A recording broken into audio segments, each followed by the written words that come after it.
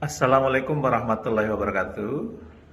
Mungkin sebagian dari Anda sama dengan saya akhir-akhir ini, yaitu apa? Hampir setiap hari ada berita duka cita. Inna lillahi wa inna ilaihi rajiun. Di grup WhatsApp maupun kemudian diumumkan kadang di masjid-masjid. Dalam satu hari saya pernah menerima berita duka cita sampai 8 kali, ya. Dan kejadian ini hampir setiap hari, walaupun tidak selalu 8 kali. Nah, apabila kita terlalu sering mendengarkan berita duka cita, berita hal-hal yang negatif yang kita peroleh, maka itu bisa membahayakan kehidupan kita. Kenapa? Karena informasi yang negatif itu akan mempengaruhi perasaan yang negatif, dan perasaan yang negatif akan mempengaruhi pikiran kita. Pikiran kita akan mempengaruhi tindakan, tindakan akan mempengaruhi kebiasaan, dan kebiasaan akan mempengaruhi karakter, dan karakter menentukan nasib.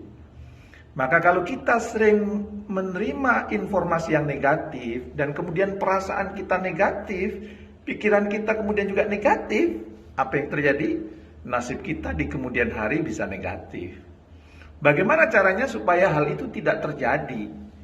Maka yuk kita lakukan 2 hal. Yang pertama, lakukan happy peak. Apa itu happy peak? Rick Hanson, seorang psikolog dari Berkeley University menyatakan bahwa cara kerja otak manusia itu ternyata dia senang merekam hal-hal yang buruk dibandingkan hal-hal yang baik. Maka kalau kemudian kita itu selalu atau sering menangkap hal-hal yang buruk dari yang kita baca, kita lihat, kita tonton, atau kita dengar, maka itu bisa mempengaruhi perasaan kita, mempengaruhi pikiran kita, tindakan kita, kebiasaan kita, karakter kita, dan kemudian juga nasib kita. Maka begitu kita menerima informasi negatif atau mungkin informasi berita duka cita, ya, Rick Hanson menganjurkan segera iringi dengan perbuatan baik. Itu namanya happy peak. Berapa rasionya? Rasionya 1:3. Maksudnya apa? Kalau Anda melakukan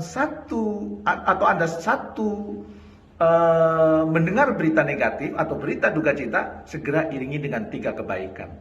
Banyak ragam kebaikan yang bisa kita lakukan. Bersenda gurau dengan keluarga, membaca kitab suci, berzikir kepada Allah, mengirimkan hadiah kepada orang lain, menyapa sahabat lewat WhatsApp, lewat telepon, mendoakan orang lain, menyumbang atau sedekah, membaca buku, atau juga Anda bisa membaca www.jamilaiceni.com, ya, dan kebaikan-kebaikan lainnya.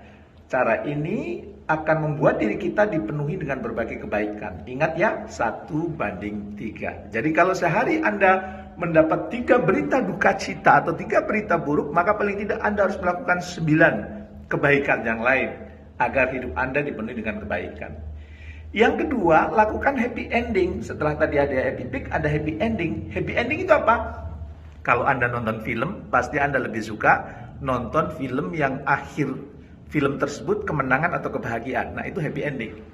Dalam episode kehidupan kita pun, kita juga punya ending, yaitu malam hari ketika mau tidur. Maka pastikan sebelum tidur Anda happy ending. Caranya gimana?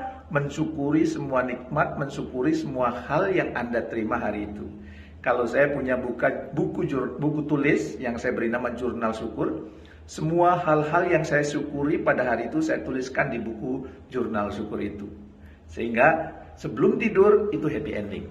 Pak Jamil, gimana kalau kemudian yang kita terima pada hari itu keburukan? Maka ambil hikmah. Ambil pelajaran dari kejadian itu. Jadi tetap saja happy ending. Insya Allah kalau Anda melakukan happy peak, happy ending ini, hidup Anda akan dipenuhi keberuntungan, kebahagiaan, dan informasi negatif yang sering kita baca atau kita dengar tidak terlalu berpengaruh dalam hidup kita. Semoga Anda mempraktekkan ini dan coba Anda rasakan kebahagiaan yang akan mendatangi Anda. Terima kasih. Assalamualaikum warahmatullahi wabarakatuh.